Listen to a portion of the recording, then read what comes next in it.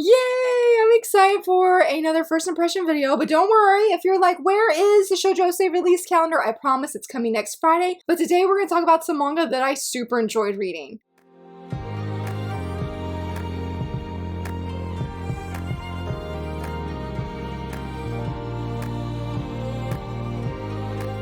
Hello friends, happy Friday, so very excited that you're here. Sorry for the change up of plans, so you may have not known, but when I originally made my weekly video schedule, I was actually putting the shoujo release calendar on there. I had saved it, I was about to even schedule it, and I was like, you know what, let's change things up because it felt a little bit weird to do the release calendar when there was practically almost a week left in July. And I was like, well, we'll just push it to next Friday because it's the first, so definitely stay tuned for that. But thank you all so much for voting in my poll that I posted, on Monday, asking you guys which of these manga should I read. Now, I mainly had digital only manga on there. I thought about buying a manga for a first impression, but I really didn't want to do that this time around, trying to not do that because sometimes I admit that I sometimes do. But for this one, I was like, why don't I just look at my backlog for digital stuff? And I put 3 different manga on there, and then I also put Tepeki Honeymoon, which I did a short of this past Sunday. Still need to read it, but yeah, I was hoping that that one would win just because I was really excited for that. But honestly, I was excited for all of these, but the one that did win was Matcha Made in Heaven, so we're definitely going to be doing a review on that one, but we'll also be doing a review on Suzuki-kun's Mindful Life, and then Double the Trouble, Twice as Nice. Now, I will just say as a spoiler alert, I loved all of these. They were really good, but I will talk about them in the order that I read them, which Suzuki-kun's Mindful Life was the first one that I read. Both this one and Double the Trouble just came out, I believe, this past Tuesday, and I was really excited for this one. I'm pretty sure I mentioned it in,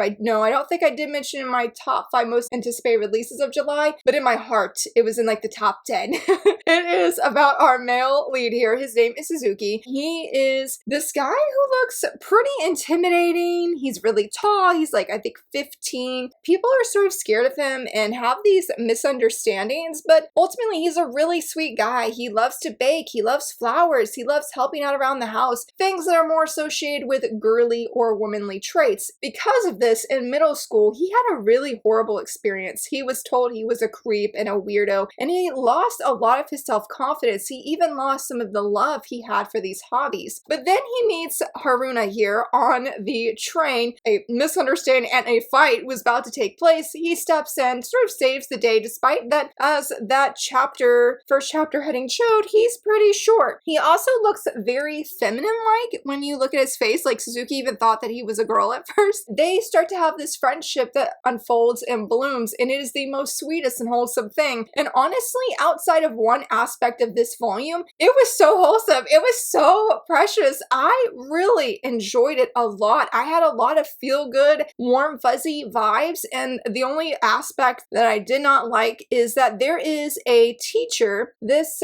young woman here. Now, she's not actually Suzuki's teacher, but his sister, who's in kindergarten or preschool, this is her teacher, and so he meets her for the first time. It's sort of like love at first sight. He has this crush on her, and while nothing at all, period, has even hinted that this is going to be a romance, and I think even on Baka updates, it doesn't even have the tag. So I feel like it's more of just Suzuki has his crush on her. She's not going to do anything. We do see a few parts of her life outside of being a teacher, and I did find those interesting. I just don't want a romance, and I don't believe it's going to be. It's very much reminds me of if you're in high school and you have a crush on that one adult that you know will never ever happen, but they make you feel a certain way. And in Suzuki's case, she seems to actually see him for who he is because his sister is praising to everybody how great Suzuki is, how he's an amazing and wonderful big brother, but he trips and he makes this really scary face and he's like, oh no, he's like, all these people are gonna be absolutely terrified of me. So much so, look y'all, he wears a mask to go pick her up. And it was like, Suzuki, you were so precious, bud. But yeah, when he trips, he looks like this and he scares all of her classmates. His sister is so upset because, again, she loves her big brother and she knows that he's not scary. And that's sort of how unfolds this one-sided crush that he has for this teacher, because she was like, right here, she's like, who says that you're scary? And so I'm happy for Suzuki in the sense of somebody, not just somebody, but multiple somebodies are actually seeing the real Suzuki, because he is a fantastic young man. I feel it's really rare in the manga that I read, and this is not knocking, this is for any demographic, so it's not knocking like one demo or anything. I feel like it's not uncommon for for teenagers, and we'll say in high school, for them to have like dinner with their family, and that's usually the only family time that we see. But in this case, Suzuki's mom is a single mom, and he loves his family. I feel like his family is his life. He actively helps his mom around the house. Like, he gets up early, makes breakfast, he does cleaning and all of that, and he loves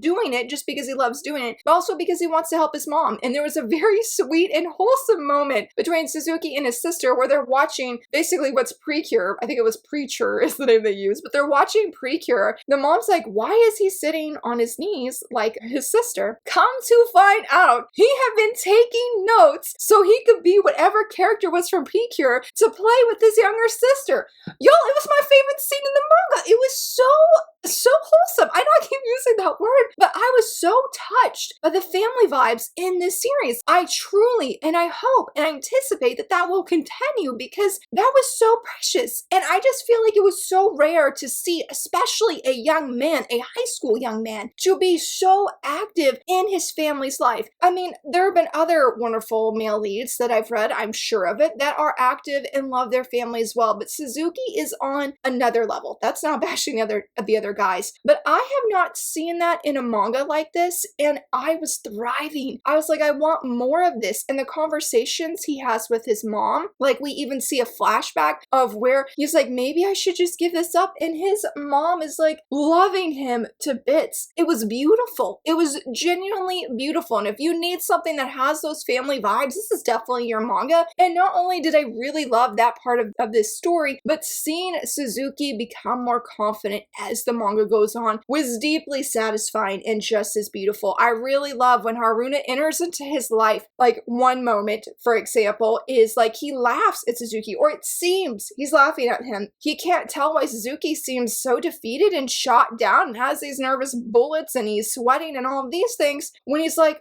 oh, I just realized you might take my laughing in another way, that I'm actually laughing at you in a way that's funny. But he's like, I'm laughing because I'm touched by your heart and by your kindness. And it was moments like that that he has with Haruna, that open honesty, that by the end of this manga alone, Suzuki is smiling with confidence that these misunderstandings that people had with him, he has cleared them up. And I was like, Suzuki, you go, buddy. Like, it was an amazing and precious thing. And I was so happy. I was so happy. Like, despite that I'm a little bit hesitant with the sensei, I don't think she's gonna do anything, but it was not my favorite part of this. I was like, forget the romance, I don't even want that. I'm like, I'm here for Suzuki, I'm here for the family vibes, I'm here, the misunderstandings clearing up between his classmates, and then he's generally making friends when he hasn't made those before now. It is an amazing first volume, and I deeply, deeply enjoyed it. I'm excited that volume 2 comes out later this year. I definitely want to get it because there were so many parts I loved of this manga, and it made me just feel so happy. I really think if you love the manga Otomen and you want something maybe that's lighter in terms of the art, because I really liked how the art was drawn in this one. I don't know, the art hit, maybe it's because of how Suzuki's drawn, I'm not really sure, but the art just felt softer to me. I mean, Otomen was good. I didn't love the entire manga, but I loved what I did read. I think both of them, like, if you like Otomen, you like this one. If you like this one, you'll probably like Otomen, though Otomen definitely has an actual romance. So yeah, I would definitely recommend this one. I can't wait. I can't wait to see how Suzuki is going to grow. Like, I'm here for this young man's journey and seeing him grow more confident. The next one I read, I think, is my favorite out of all of them, and that is Double the Trouble Twice is Nice. This volume really surprised me. I had read a little bit digitally online on Comic Key because it is available on there, because I wanted to make sure that I liked it and I'm trying to do research before I buy things. But in case if you're not familiar with this story, it is about this young man. He is our male lead. His name is Rin, but ultimately it is about our female lead, Yuri. She is a 28-year-old woman who's working in this pharmaceuticals, I believe is what it is. Like, she's not actually making the medicine, but she is in this office building and she does a lot of business work, I guess you would say. She has been dating this man for 2 years, not the male lead, but a different guy, and she thinks like, oh, this might be the moment that he is going to be talking about marriage because she really, really likes him. But when she goes to their date, which she is late for, he said, we're going to break up. I found somebody else that I feel I'm more suitable with or for, and she is really crushed. And as she's going back home, she happens to, thankfully doesn't hurt him, but she happens to step on this young kid in the middle of the sidewalk. She doesn't see any parents around. Her phone is about to die, like the battery, so she can't call the police or ask for help. So she decides to bring him home until the next morning where her phone's charged so she can actually, get this kid back with his parents. But when she wakes up, he's not a little kid. He is Ren, the adult on this cover. And she's pretty shocked. She thinks she's just dreaming and that this is just some delusional dream to help her cope with being brokenhearted and now being single. And no, it's actually reality. And he is, I don't want to say manipulating, okay, I don't want to say that, but he is trying to convince her to let him stay, and he's definitely using food as one of those reasons to convince her. Through some crazy shenanigans, she agrees that he can stay, though he needs to be in kid form majority of the time, and so begins this romantic story. Now, let me warn you, because I remember when the license was announced from Yen, and people were like, oh, this is gross, he's a kid. There is nothing sexual happening here, okay? There is nothing romantic happening with this kid. There are no icky moments of where she's looking at that kid like, he's pretty hot. Like, no. No, no, no. There is none of that. There was nothing sus or icky in this. And I actually really appreciated how the moments when he's in this kid body, of how sweet and precious that they are. And she treats him like a kid in those moments. The only thing that she ever says is that he's cute, but it's not in a romantic sense. I really, really want to stress that. Though, even if I stress that there's nothing weird going on there, and anytime there's any kisses or a kiss that did happen, it's when they are adults. But this is an age gap manga. I was not bothered by this. He's 18. He is an adult. I was fine. I didn't have any issues there. It didn't bother me, but I do know that that will bother other people. So I do want to just make that aware, because you actually don't really find out his age until much later in the volume. And there was even a time that I was sort of questioning of like, how old is this guy? Like, he is an adult, yes? And yes, it was confirmed that he was an adult, but it just took a while to get there. I love this volume. It was an absolute blast to read. In fact, it reminded me, I think I moved my manga around and I don't know where I put it, but it reminded me of Home Sweet Home, which has been an amazing surprise for me. They're very similar in the sense there's nothing groundbreaking in these series, and I don't mean that as a bash. It's just one that you pick up and there are some funny things that happen and you just have a good time. And that's exactly what happened. I love the shenanigans that unfolded. I love how Yuri is honestly a little bit naive, and I'm like, girl, I mean, I can't say anything. I'm really, really naive. Anyway, I was about to go into something that happened on my Discord server where I sort of outed myself of how naive I really am. Thankfully, the people around me are really sweet and they didn't call me names or anything, but it was an embarrassing moment. And so I can't really say anything about Yuri, but it was sort of like, girl, you're 28. You have a young man in your house who is basically taking care of you. You're not in a romantic relationship with this man. What is going on here?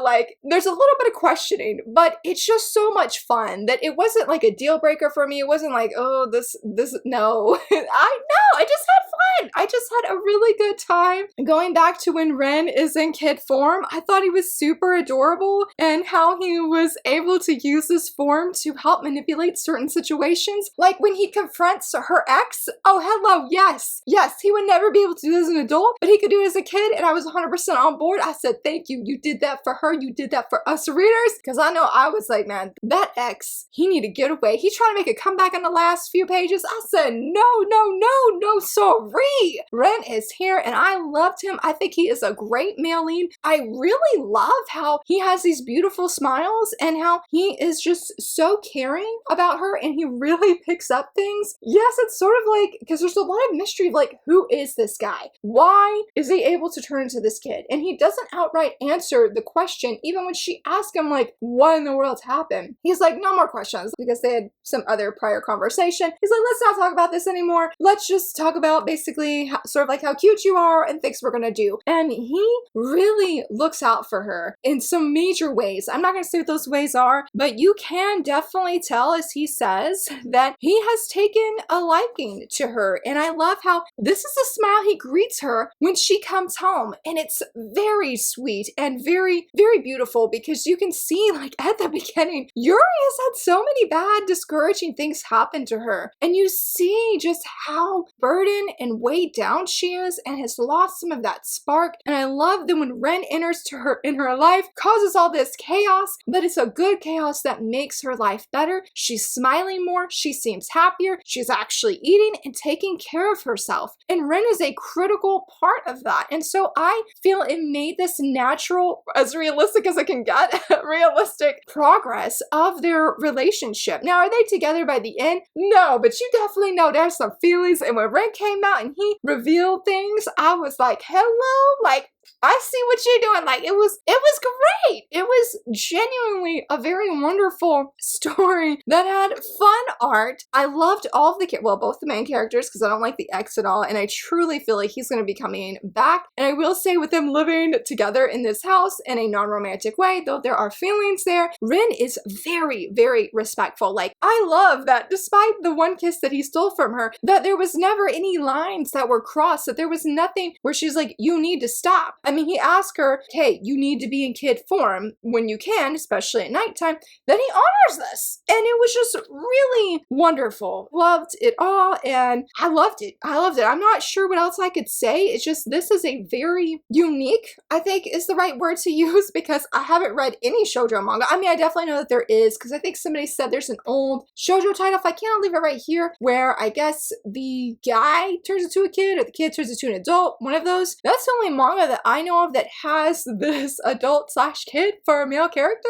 I loved it. It was a great time. I'm sorry I've said that 3 times now, but the art was fantastic and loved all these little sweet moments. He's just so cute as a little kid. And I loved how they went to the zoo and she convinced him to go ride on a certain animal. And he was like, oh, why did you make me do that? It was just so cute. And they have a lot of special moments together. And I'm really, really excited to see what's to come. I think volume 2 comes out in January. And I'm like, why? Why so far away? Because I want to read more. This is definitely one I feel like I'm going to come back to. If I just want something that's light on the mind and fun and feels good, this one's it. I would definitely recommend it. Try to think of another manga, compare it to, but you just want a rom-com that's a good time, that's great art, has the shenanigans, check this out. I loved it so much and I can't wait to read more. And for the last manga that I read, it was the digital manga Matcha Made in Heaven. I am so glad that I have volume 2. It was a struggle bus not to actually start reading it last night because I was like, this was so good, because several people in my Discord server have been like, Laura, you need to read it.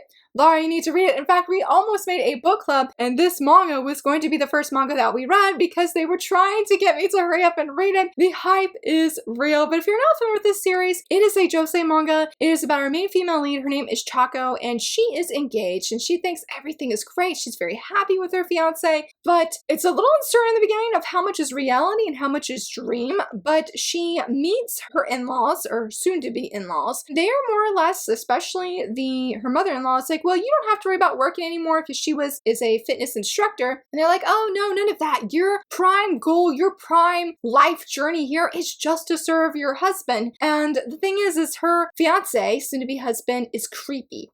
Like, I really love how the art conveyed how creepy this man is, because you don't see much of him, but his presence said a lot. And so she ends up actually running away, fleeing. She has broken off the engagement. She ends up going back home, and her parents were tea farmers. Her parents are no longer there, but her brother is. And when she goes back to the house that is, again, in her family, she doesn't meet her brother. Instead, she sees a little girl named Futaba who is playing in the sink with a cockroach nearby. And I was like, oh, okay.